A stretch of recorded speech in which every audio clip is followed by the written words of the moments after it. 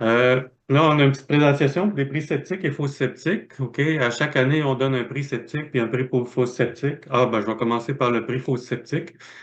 Le prix faux sceptique, ben, sert à dénoncer l'intervention d'une personne, d'un organisme ou d'un média qui va à l'encontre des données scientifiques solidement établies. En 2023, on avait donné ex aequo à Radio-Canada pour l'émission Ésotérique et aussi pour leur chronique de Brianna Collier, une chronique astrologique dans laquelle aucun point de vue critique n'était donné dans les deux cas. Et le prix avait été donné aussi à l'exposition unique en son genre au Musée de la civilisation à Québec pour une exposition qui était idéologiquement orientée. Fait que si vous voulez plus de détails, vous pouvez regarder dans le Québec sceptique de l'an passé, du mois d'avril. Puis pour cette année, pour l'année 2024, en nomination, on a mis les militants progressistes pro-islam, si on veut, qui dénoncent toute critique envers l'islam comme de l'islamophobie. Puis un des problèmes, c'est qu'ils ne voient pas que l'islam est antiféministe, ce qui va complètement à l'encontre des valeurs traditionnelles de la gauche. Et pourtant, c'est des gens qui se disent de la gauche, qui sont progressistes pro-islam. Alors, c'est un peu paradoxal. On avait mis aussi le syndicat des professeurs et le centre de service scolaire de Montréal, parce qu'ils ont laissé faire l'entrée islamique dans certaines écoles de la région de Montréal, incluant l'école Bedford. Je pense que tout le monde en a entendu parler. On avait mis aussi comme candidate au prix Faux Sceptique Amiral Gawabi, qui demande qu'on embauche davantage de professeurs musulmans, alors que ce sont en partie, pas tous, mais certains de ces professeurs musulmans-là qui ont été la cause du problème dans les écoles de Montréal.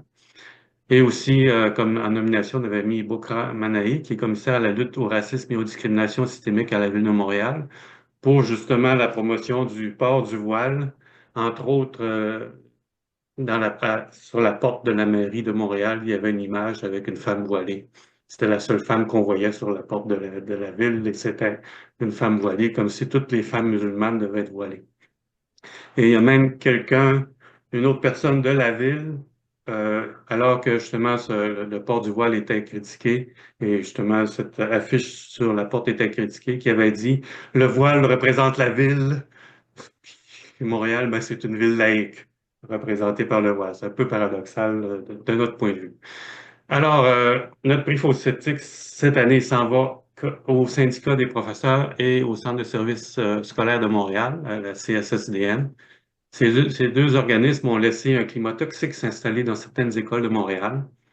La CSSDM, de son côté, a voulu acheter la paix afin de ménager le climat, ce qui a poussé des directions de l'école Belfort à laisser passer certains comportements qui auraient dû faire l'objet d'un redressement.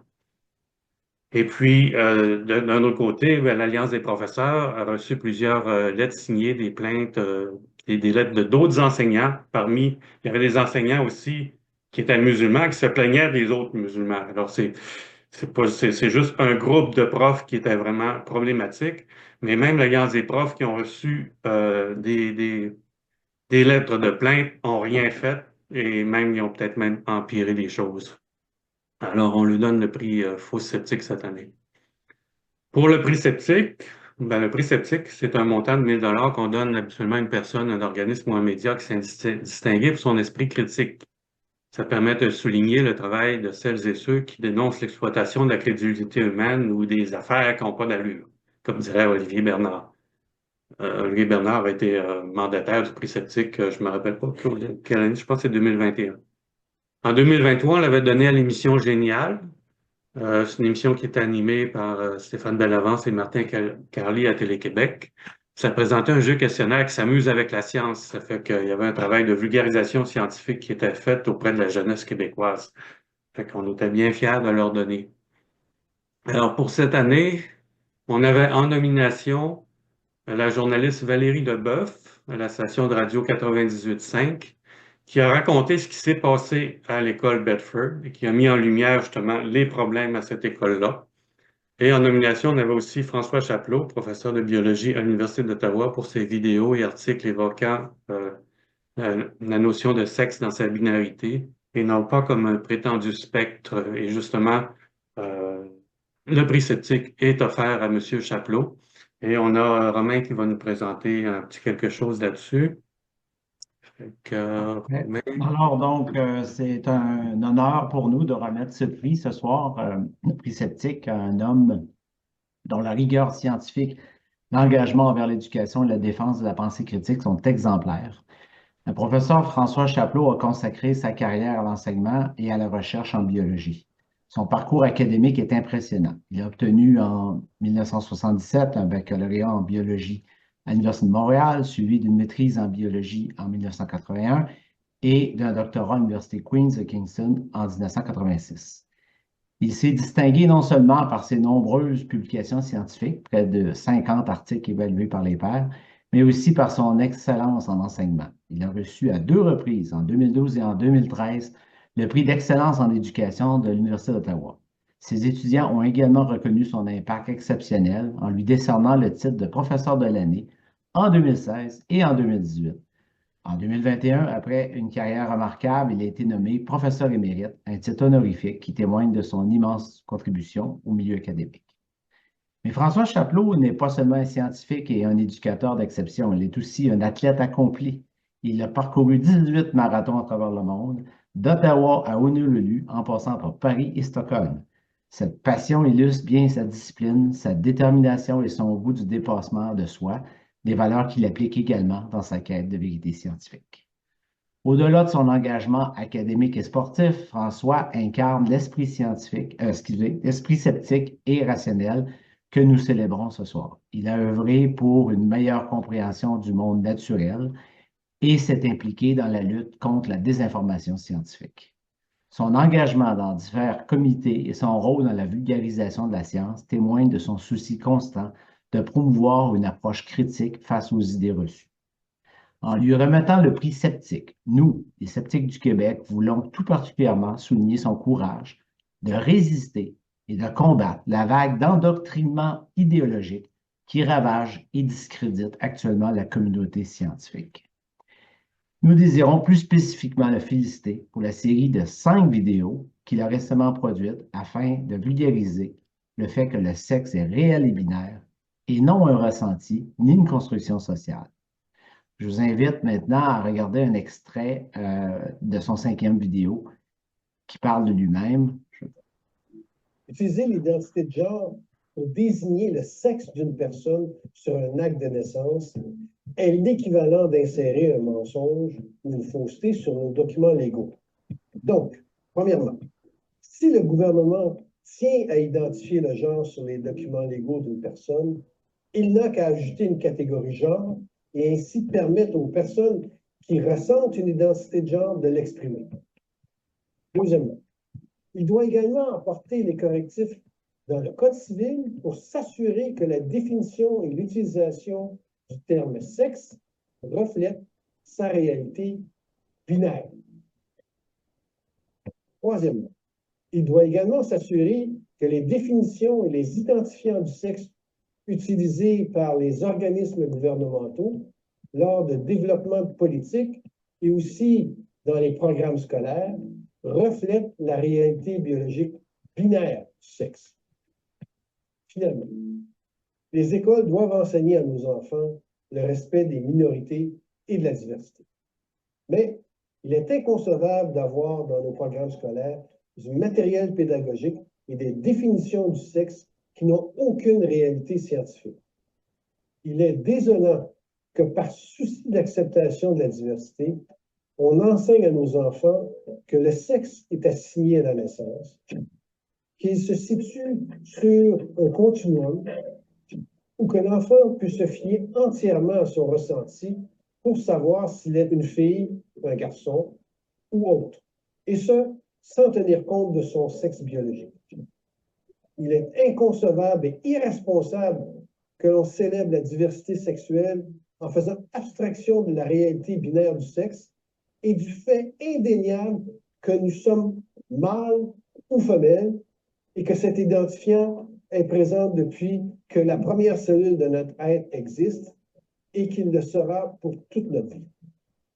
Pour la population en général, le genre est un concept sans conséquence. Alors pourquoi l'école ne se contente-t-elle pas de célébrer la réalité et l'appartenance sexuelle, de célébrer la variabilité à l'intérieur de chaque sexe, de célébrer les différences entre les sexes et surtout le libre choix de chacun de s'exprimer comme il l'entend, et ce, en tout respect. Ça m'apparaît plus productif que de propager une pseudo-science dans des esprits en développement.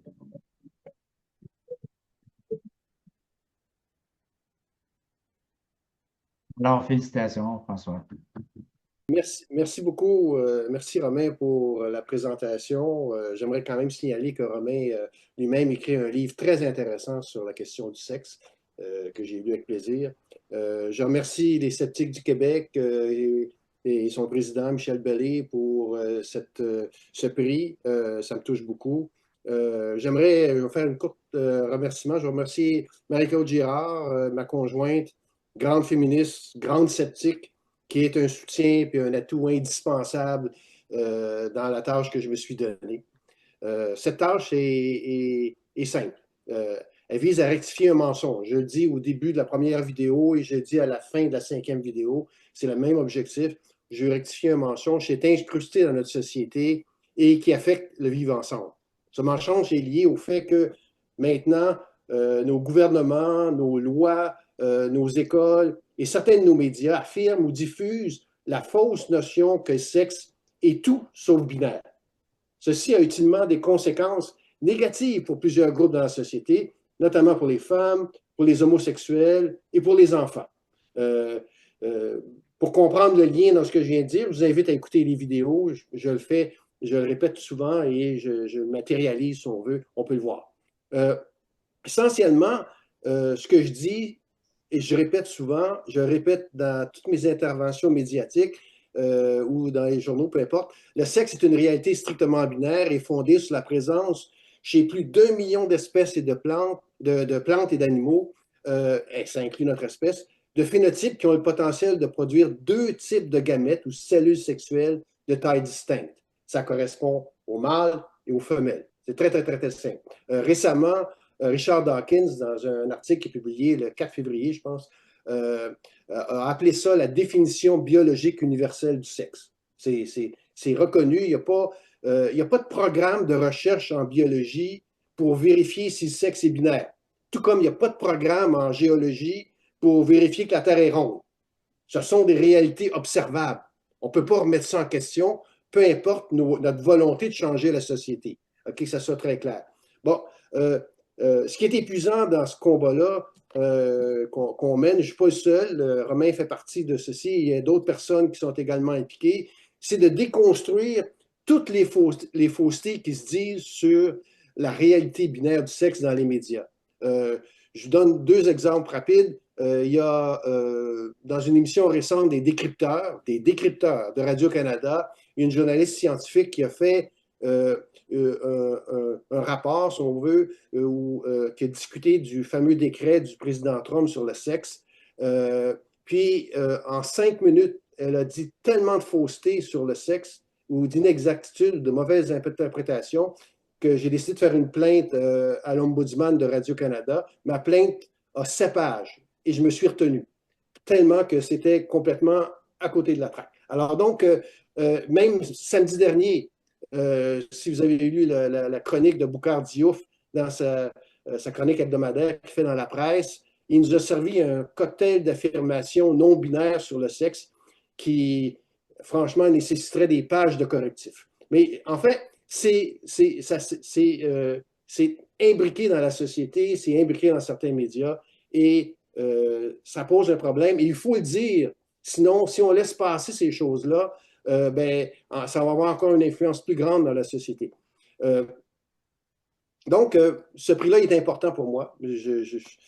Ça soutient mes efforts, mais aussi ceux, je l'espère, de toutes les personnes qui se sont donné la même tâche que moi, c'est-à-dire rectifier une fausseté.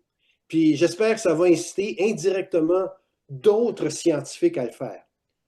Pas en privé, parce que je connais qu'il y a beaucoup de scientifiques qui en privé m'ont dit qu'ils appuyaient ce que je faisais, mais publiquement. Et de cette façon-là, on va pouvoir rectifier un mensonge, je pense, qui affecte beaucoup de monde en société. Merci beaucoup pour ce prix-là.